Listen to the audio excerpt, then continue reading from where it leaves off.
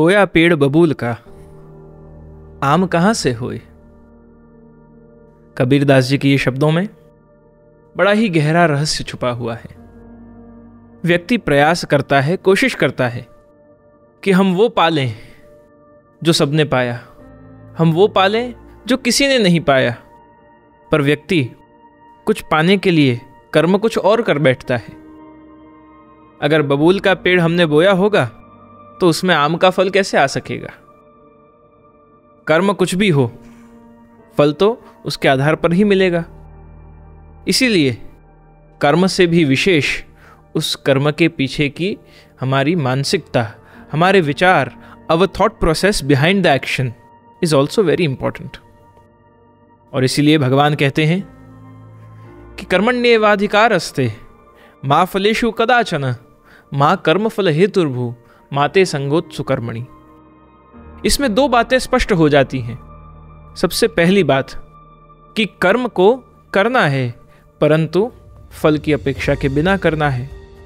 और दूसरी बात यह स्पष्ट हो जाती है कि जैसा कर्म किया जाएगा उसी के आधार पर हमें उसका परिणाम भी मिलता है। आवश्यकता क्या है? 3 बातें हमें ध्यान में रखनी है। कर्म के फल को उसके उचित रूप में प्राप्त करने हेतु सबसे पहली बात, निस्वार्थ भाव से कर्म करें। निस्वार्थ भाव से कर्म जब व्यक्ति करता है तब कर्म करने में उसका पूरा ध्यान होता है। कर्म करते समय उसके फल में उसका ध्यान नहीं होता, जिससे क्रिया, यात्रा सुंदर बन जाती है। परिणाम कुछ भी हो, यात्रा सुंदर हो तो परिणाम भी सुंदर ही लगता है। दूसरी बात, दूसरों की भलाई में अपना कर्म लगाएं। अन्य के कार्यों को, अन्य के जीवन को सुंदर बनाने हेतु, दूसरों के उत्कर्ष हेतु, किसी के लिए एक सहारा बनकर, किसी की खुशी का कारण बनके हम अपने कर्म करें। हम स्वयं उस कर्म के भोग को प्राप्त करने हेतु, उस पुरुषार्थ के परिणाम को प्राप्त करने हेतु हम स्वयं अगर लालायित रहेंगे तो कर्म में कभी भी हमारा मन नहीं लगेगा। श्रेष्ठ कर्म वही है जो निस्वार्थ है, जो परोपकार के लिए है। परोपकार ही सबसे बड़ा पुण्य है, व्यास जी कहते हैं। और इसीलिए भलाई इसी में है कि अपना कर्म औरों की भलाई में लगाएं। और तीसरी और सबसे मुख्य बात, फल पर ध्यान देने के बजाय हम प्रक्रिया पर ध्यान दें। When you focus on the process rather than the fruit, the process becomes a beautiful journey.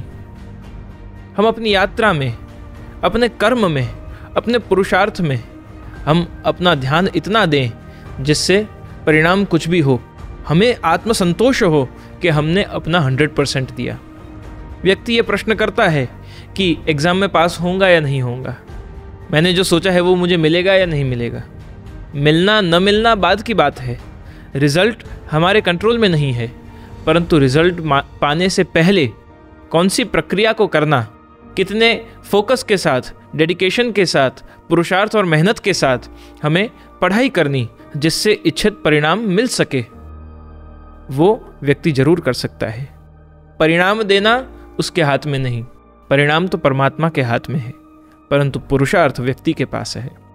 अपना ध्यान अपने पुरुषार्थ में, अपनी क्रियाओं में लगाएं।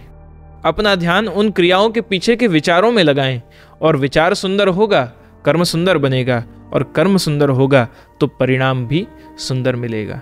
इसलिए कर्म पर ध्यान दें, उसके विचार पर ध्यान दें, फल तो प्रभु देने बैठा ही है।